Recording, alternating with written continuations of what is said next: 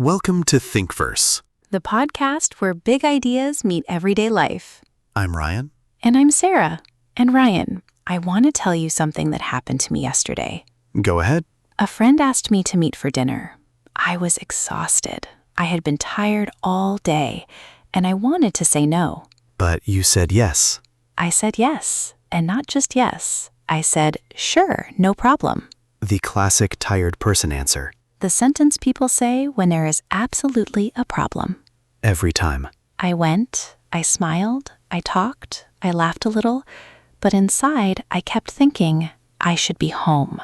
I should be resting. That is such a real situation. And I think almost everyone listening has been there at some point. And what stayed with me after was this thought. Sometimes we don't dislike other people. We just keep ignoring ourselves. That is a powerful line. We say yes to everyone, but no to our own peace. And that is exactly where today's topic begins. Hi everyone, welcome back to Thinkverse, the podcast where big ideas meet everyday life. I'm Ryan. And I'm Sarah.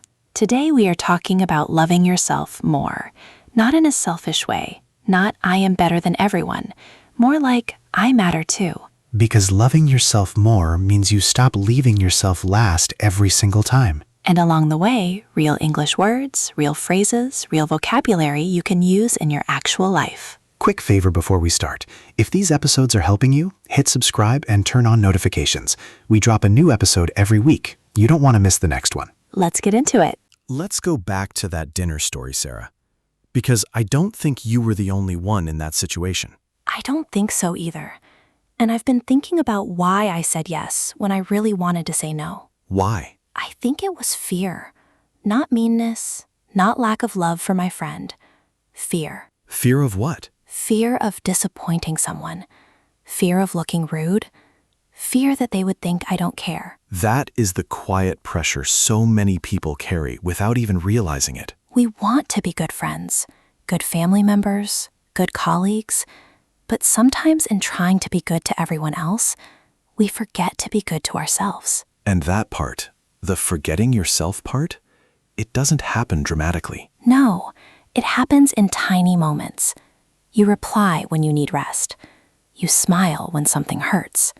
You say it's okay when it is genuinely not okay. You agree to a plan when your heart is saying, please don't. And slowly, you start feeling far away from yourself. That is such a good way to describe it. Far away from yourself. Like you're watching your own life from a distance, but not quite living it. And self-love, real self-love, is learning to come back. Not in a loud or dramatic way, in a quiet way. Like asking yourself one simple question. What do I actually need right now? That question is small, but it can completely change your day. Maybe you need rest. Maybe you need honesty. Maybe you need silence. Maybe you need to stop checking your phone. Or maybe you need to admit, I'm hurt. That last one is the hardest. It really is.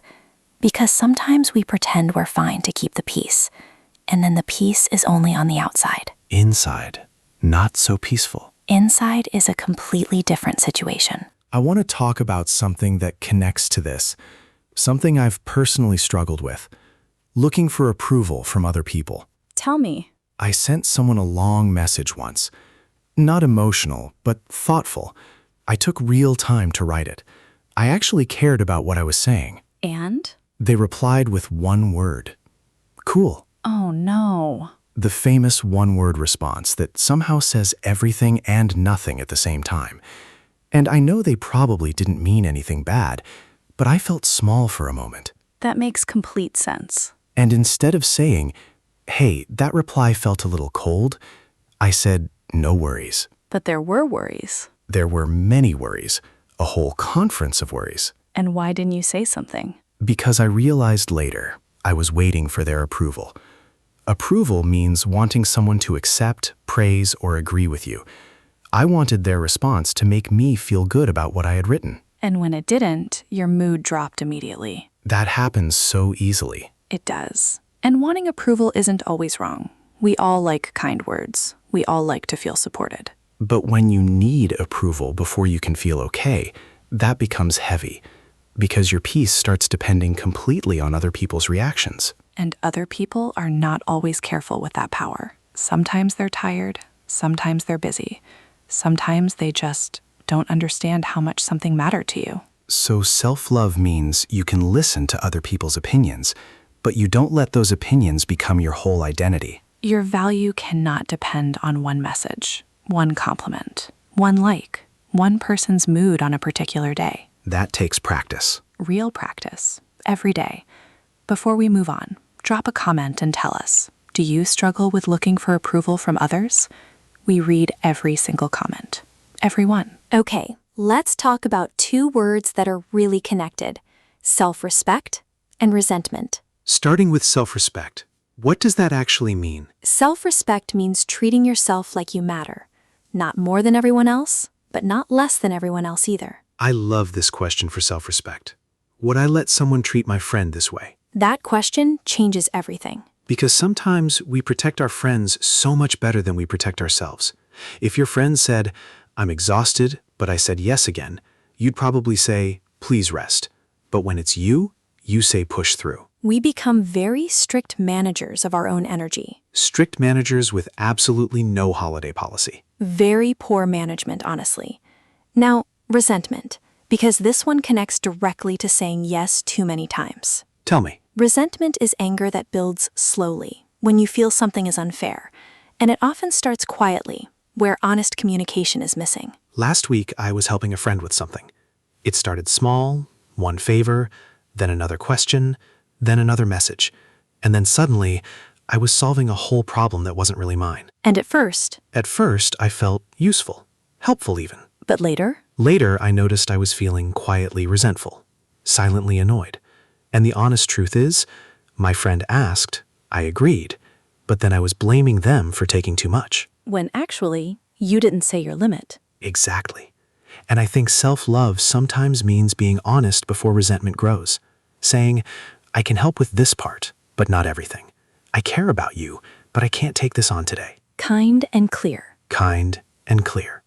Those two words together are everything. I want to talk about something I think people misunderstand about self-love. I used to think it meant thinking I am amazing all the time. That sounds genuinely exhausting. Some days I don't feel amazing. Some days I feel completely lost. A confused sandwich.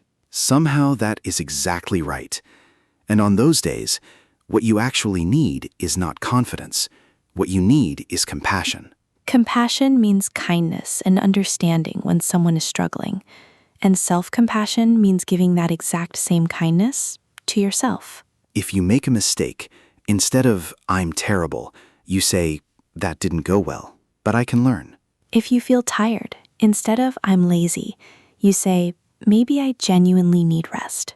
If you feel behind, instead of everyone is better than me, you say, I'm moving at my own pace. Self-love is not pretending everything is perfect. It is staying with yourself when things are not perfect. Now, I want to ask something that connects to this. Have you ever had a conversation with yourself that you would never say out loud to another person? Oh, yes. Very much yes. Like after a mistake, what does that voice in your head actually say? Mine says things like, why did you do that? You should have known better. Everyone else handles this fine. Why can't you? And if your best friend made the same mistake, what would you say to them? I would say, it's okay. You tried. You'll do better next time. Two completely different conversations. And the difference between those two conversations is the difference between self-criticism and self-compassion. So, one practical thing.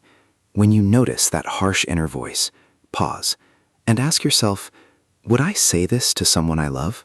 If the answer is no, choose different words. That's all.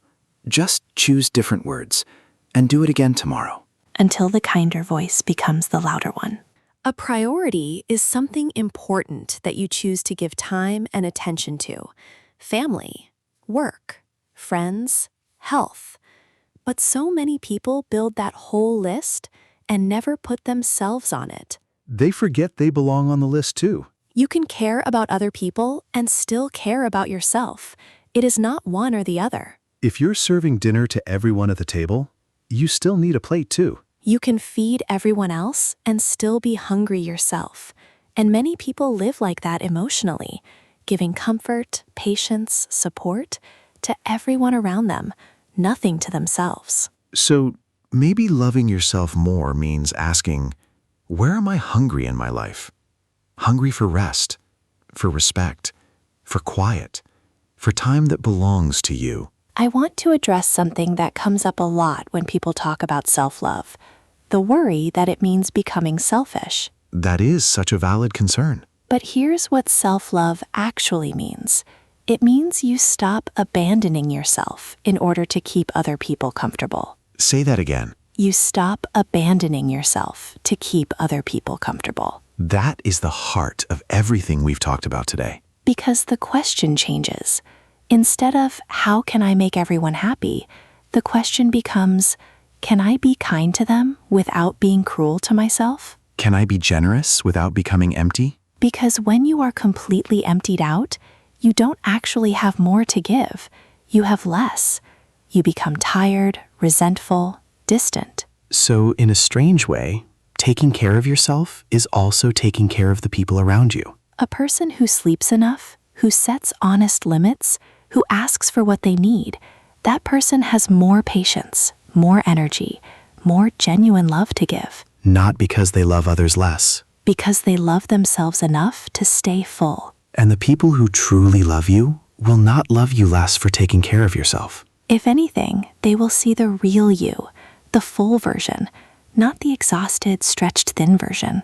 Let's do 2 practical things before we wrap up. First, say it better. Instead of, I always forget myself, try, I often neglect my own needs. Neglect means to ignore something or not take proper care of it. Instead of, I want people to say I'm good, try, I often look for approval from others. Instead of, I'm angry because I help too much, try, I started to feel resentment because I kept saying yes when I wanted to say no. Instead of, I want to take care of myself, try, I'm learning to make myself a priority. Instead of, I'm too hard on myself, try, I need to show myself more compassion.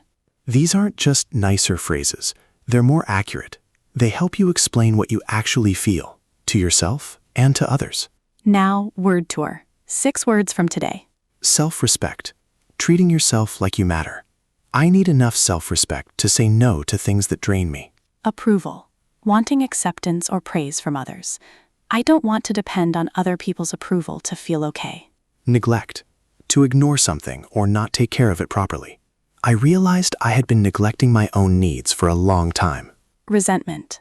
Slow building anger when you feel something is unfair. Resentment starts where honest communication is missing. Priority. Something important you choose to give time and attention to.